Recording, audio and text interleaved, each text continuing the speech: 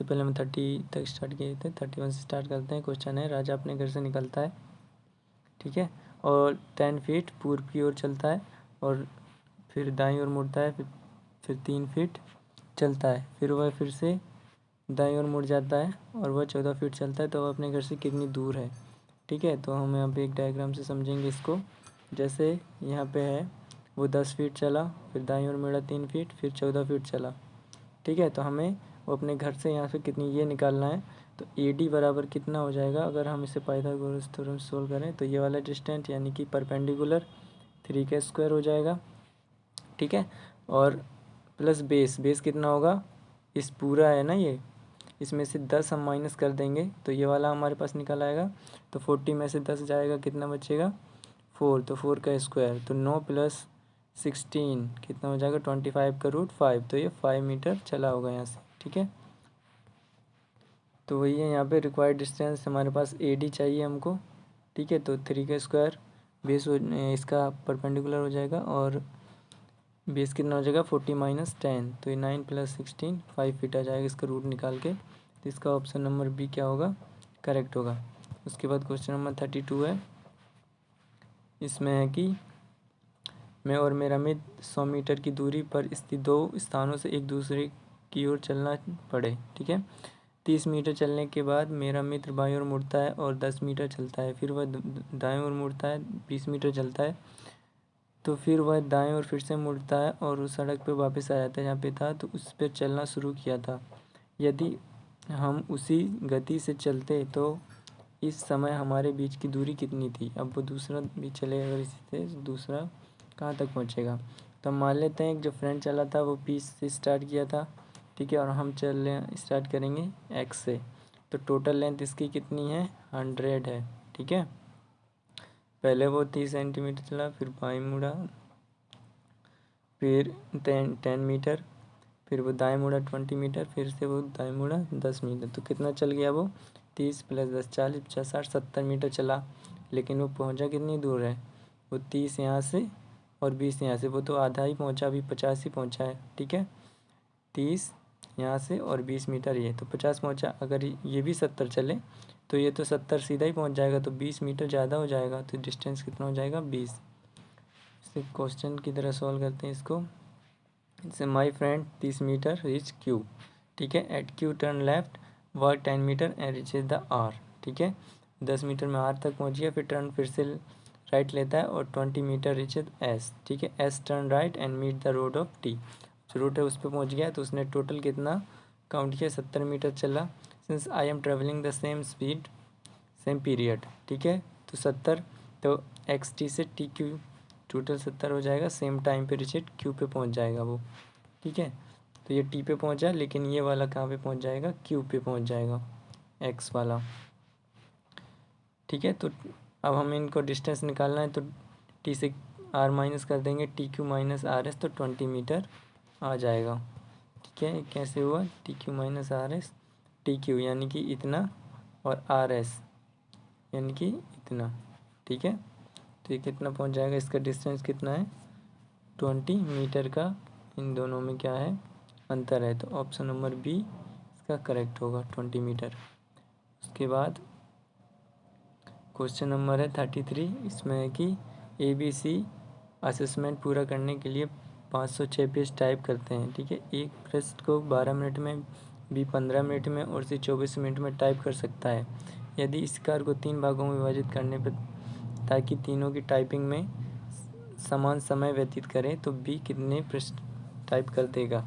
ठीक है, सबका हम फ्रैक्शन निकाल लेते हैं, तो A कितने करता है 12 मिनट में करता है, तो अगर 1 मिनट में कितना करेगा 1/12, ऐसे B 1 मिनट में कितना करेगा 1/15, और C कितना करेगा 1/24 भाग करेगा प्रिंट। ठीक है, तो हम X मान लेते हैं, क्योंकि हमें टोटल निकालना पड़ेगा पहले, तो X मान लिया, तो X/15 12 और 24, टोटल कितना है 506। तो इन सबको सम करेंगे तो कितना करना है 506, तो यहाँ पे इन सब का एलसीएम लेने के बाद, जैसे यहाँ पे X/12 है प्लस X/15 है प्लस X/24 है, तो इनका एलसीएम लेंगे कितना आ जाएगा 120। ठीक है, और इनको सबको फिर 30 होगा शायद नहीं, ठीक है। तो इसका एलसीएम कैसे निकालते हैं, इसका अपना ही फैक्टर करना। जैसे यहाँ पे 24 है, फिर यहाँ पे 12 लेना, फिर यहाँ पे 15 लेना, फिर इनको करना तो पहले 3 से, ठीक है। तो कितना हो जाएगा ये 24 वाला 8 है ना, तो इसे अब निकाल लेना इनका। तो एलसीएम कितना आ जाएगा 120, और फिर इन सबको सम करेंगे तो 23x। टोटल कितना है 506। तो x की वैल्यू निकालेंगे तो इसमें क्या हो जाएगा, इसको डिवाइड कर देंगे, ठीक है। डिवाइड और मल्टीप्लाई, जैसे 506, ठीक है। और नीचे वाला जैसे नीचे वाला कितना है डिवाइड में, तो ये कितना हो जाएगा मल्टीप्लाई में 120, और जिसके मल्टीप्लाई में है 23 वो क्या हो जाएगा गुणा में, यानी कि 23। तो इससे एक्स की वैल्यू कितनी आ जाएगी 2640 मिनट टोटल करेंगे तीनों। अब हमें किसका निकालना है, बी का निकालना है, तो इसको बी से डिवाइड कर देंगे। तो बी से 2640 को अगर 15 से डिवाइड करेंगे तो 176 पेज क्या है बी अकेला कर देगा, ठीक है। तो 176 पेज कर पाएगा बी, जो कि हमें फाइंड करना था। तो इसका ऑप्शन नंबर बी क्या होगा, करेक्ट होगा। उसके बाद 34 है कि राम एक कार का काम शुरू करता है, उस पर 12 दिन तक काम करता है, ठीक है, और 40% पूरा कर देता है 12 दिनों में। तो काम पूरा करने के बाद वह मदद करने के लिए वह रवि को काम पर रखता है, और दोनों मिलकर 12 दिन में काम पूरा कर देते हैं, ठीक है। फिर काम पूरा हो जाता है, रवि कितना अधिक कुशल है, ठीक है। तो रवि ने कितना ज़्यादा किया, तो पहले 40% तो इसने खुद ही कर दिया था, राम कंप्लीट 40%। तो 40% का 100 निकालेंगे तो कितना हो जाएगा 2/5 हो जाएगा, ठीक है। 2/5 कितने दिन में 12, तो एक दिन तो total complete work time taken कितना हो जाएगा 1/12 अपॉन में टोटल उसको कितना कंप्लीट किया है, तो 40%, तो 2/5, ठीक है। तो कितना हो जाएगा 6×5 30, तो 30 दिन उसे लगेंगे, ठीक है, 40% काम करने में। अब नेक्स्ट है कि रिमेनिंग जो बचा 60%, तो इसका फ्रैक्शन हो जाएगा 3/5, ठीक है। तो टुगेदर उसने फिनिश किया 3/5 12 डे में, ठीक है। तो इसको दिया पर डू द कंप्लीट वर्क, पूरा काम करने में लगाएंगे तो ये सेम ही हो जाएगा, कितना 12 दिन लगे उसको, और कितना काम किया 3/5, ठीक है। तो ये 4, तो ये 20 डे इसको लगेंगे अगर दोनों काम करते हैं, ठीक है। तो राम एक दिन में कितना हो जाएगा 1/30 हो जाएगा, ठीक है। तो let Ravi x day the finish the work and be done by x equal to 1/x, ठीक है। तो राम 1/30 करता है और रवि 1/x, और टोटल मिलकर कितना करते हैं 1/20 पार्ट कर देते हैं। तो इसमें हम इसको माइनस करेंगे, फिर इसका एलसीएम लेंगे। तो x की वैल्यू 1/x की वैल्यू कितनी आ गई 60, तो x की वैल्यू कितनी आ गई 60 आ गई जाएगी, ठीक है। तो x की वैल्यू 60 है, तो ठीक है। तो Ravi take 60 day to complete the work with twice of the Ram 30 दिन में करता है लेकिन रवि 60 में, तो इसकी 100% इफिशेंसी हो गई, ठीक है, क्योंकि ये दुगना है इससे। तो इससे क्या होगा राम 100% इफिशेंट देन रवि, ठीक है। इसका 100%, तो ऑप्शन नंबर इसका डी क्या होगा करेक्ट होगा।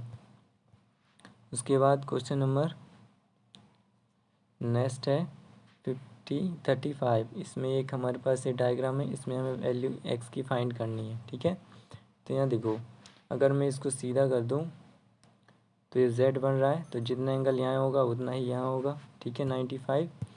और अच्छे से समझना, जैसे ये वाला है यहाँ पे ये z बन रहा है, ठीक है। तो जितना एंगल यहाँ है d एंगल f उसके बराबर होगा, और हम जानते हैं अगर इस तरह से कोई लाइन है ये 95 है, तो यहाँ का जो एंगल होगा वो 180 से माइनस होगा, तो ये 85 आ गया, ठीक है। तो 85 ये है, और हमें अगर ये 85 है और ये 95 है तो ये भी निकाल सकते हैं फिर हम, ठीक है। तो इस तरह से सॉल्व करेंगे हम। ट्रायंगल BCF में देखेंगे, ट्रायंगल बी बराबर कितना हो जाएगा 180 माइनस 120 से 60 डिग्री, ठीक है।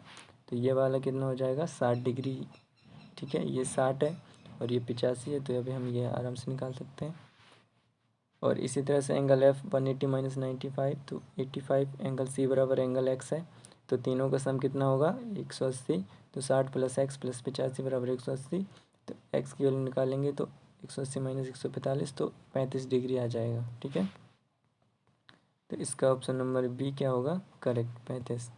उसके बाद है क्वेश्चन नंबर 36 है। इसमें क्या करना है, एक त्रिभुज की भुजाओं की लंबाई विभिन्न होती है। ठीक है, यदि त्रिभुज का परिमाप 6 सेंटीमीटर है तो इनकी कितने इसकी त्रिभुज बन सकते हैं। जैसे एक त्रिभुज है, इसकी लेंथ है, तो अगर इसका टोटल परिमाप इसका 6 है तो इसमें कितने तरह के त्रिभुज कॉम्बिनेशन बनाए जा सकते हैं वो निकालना है। ठीक है, तो हम जानते हैं सम ऑफ टू साइड हमेशा बड़ा और इक्वल होगा जो थर्ड साइड है उसके। ठीक है, तो ए प्लस बी टू साइड बड़ा और इक्वल होगा, तो ए प्लस बी प्लस सी तीनों का परिमाप अगर 2 लें तो 6 लेस देन इक्वल टू 6। ठीक है, ऐसे ही अगर बी प्लस सी बड़ा होगा और छोटा होगा ए इन दोनों साइड से, यानी कि बी एंगल ये बी वाली और ये ए वाली। ठीक है, इन दोनों को सम करेंगे तो ये सी से तो बड़ी होगी जोड़ेंगे तो। ऐसे ही सी ये अगर हम सी वाली साइड और ए वाली साइड को प्लस करें तो ये सी से तो बड़ी होगी। इस तरह से 3 हो गए। अब यहाँ देख लो, अगर एंगल ए हमेशा छोटा होना चाहिए 3 सेंटीमीटर से और बी भी 3 सेंटीमीटर से छोटा और सी भी। ठीक है, ये हमेशा 3 सेंटीमीटर से छोटे होने चाहिए तीनों साइड। ठीक है, 3 सेंटीमीटर से छोटे और बराबर भी हो सकते हैं, लेस देन इक्वल टू। ठीक है, और यहाँ पे जो 6 centimetre greater than equal to लिखा है, इसका मतलब है कि जो साइड होनी चाहिए वो 6 सेंटीमीटर से बड़ी नहीं होनी चाहिए। ठीक है, और हमेशा 3 सेंटीमीटर उसके बराबर होनी चाहिए। तो इसके अगर कॉम्बिनेशन बनाए तो ए की वैल्यू 3 सेंटीमीटर, बी की वैल्यू 2, सी की वैल्यू 3, टोटल 6 हो गए। तो एक कॉम्बिनेशन ये हो सकता है, और एक कॉम्बिनेशन ये हो सकता है कि ए 2 ले लें, बी 2 और 3 3, तो ए भी 2 2 3 से 6, ए भी 3 6 हो गए। तो यहाँ से इनका कॉम्बिनेशन हमारे पास 2 आए हैं। ठीक है, तो इसका जो ऑप्शन नंबर सी है वो करेक्ट होगा। उसके बाद क्वेश्चन नंबर है 37। इसमें एक फिगर है और हमें इसमें एंगल ई और एंगल डी और एंगल एफ फाइंड करना है, डी और एफ। तो इसमें हमने एक थ्योरम पढ़ी थी सर्वसम की। ठीक है, एंगल अगर ए बी सी और डी एफ में देखें तो ए बी अपॉन ए सी। ठीक है, क्योंकि साइड एंगल साइड से एंगल जो एंगल ए बी है वो ए सी के अपॉन में, यानी कि बराबर इक्वल। जैसे एक थ्योरम होती है ना, साइड एंगल और साइड, तो एक साइड हो गई। ठीक है, उसके बाद एंगल और ये साइड, तो ये क्या होते हैं अपॉन में होते हैं। तो ए बी अपॉन ए सी। इसी तरह से यहाँ पे देखो इस वाले ट्रायंगल में, तो इसमें ई एफ अपॉन में ई डी। ठीक है, तो एंगल साइड एंगल साइड, तो ये सर्वसम हो गए। तो ऐसे एंगल जो इसके जो साइड होंगे वो इसके बराबर होंगे और इसके जो एंगल होंगे इसके बराबर होंगे। ठीक है, तो ऐसे एंगल जो ए वाला है वो एंगल ई के इक्वल हो जाएगा। ठीक है, ये थोड़ा उल्टा बना हुआ है। तो एक दोनों कितना है, अगर ये 130 है तो ये भी 130 होगा। ठीक है, उसके बाद सिमिलरली अगर ए बी सी सर्वसम में डी ई एफ डी के सिमिलरिटी है तो एंगल एफ एंगल बी के बराबर होगा। ठीक है, तो जो एंगल ई है बी है वो एंगल जो एंगल एफ है वो एंगल बी के बराबर होगा। जो एंगल एफ है ये वाला, ये एंगल बी के बराबर हो जाएगा। तो ये 30 है तो ये भी 30, और एंगल सी है वो एंगल डी के बराबर हो जाएगा। ये 20 है तो ये भी 20 होगा। तो इससे हमारा एंगल एफ है जो कितना 30 मिल गया, और एंगल डी है वो 20 डिग्री मिल गया, तो 20। तो हमें एंगल डी पहले करना है, तो डी 20 है, तो 20 और 30 एंगल 20 का करेक्ट होगा। उसके बाद क्वेश्चन नंबर 38 है कि हमें एक इक्वेशन दे रखी है, हमें इस इक्वेशन को इस इक्वेशन में कन्वर्ट करना है, इसका मान ज्ञात करना है। ठीक है, तो सबसे पहले हम इसको एलसीएम लेके सॉल्व करेंगे तो इतना आ जाएगा। ठीक है, 3 2 6 एक्स, एक्स को एक्स से करेंगे एक्स स्क्वायर प्लस 1 इसको 5। तो ठीक है, तो यहाँ से अगर हम इस इक्वेशन की वैल्यू को यहाँ पे कुछ करें तो ये 6 एक्स स्क्वायर प्लस को अगर 1 लिख दें 6 स्क्वायर प्लस 1, 6 स्क्वायर प्लस 1 यहाँ आ गए 15 एक्स। ठीक है, तो 6 स्क्वायर प्लस 1 की जगह हम 15 एक्स लिख सकते हैं, प्लस का 20 एक्स एच डी रहेगा ये। ठीक है, तो इसे आगे सॉल्व करते हैं। तो यहाँ पे इतना हो गया, और हमें इसकी वैल्यू फाइंड करनी है। तो इसको हम कैसे लिख सकते हैं, 5 x H D 6 x square plus 1, तो इसकी वैल्यू हम 15 एक्स यहाँ पे पुट कर दिया प्लस 20 एक्स। ठीक है, तो एक्स से एक्स कट जाएगा, तो 35, तो 1/7 यहाँ की वैल्यू आ गई जो कि इक्वेशन हमें फाइंड करनी थी।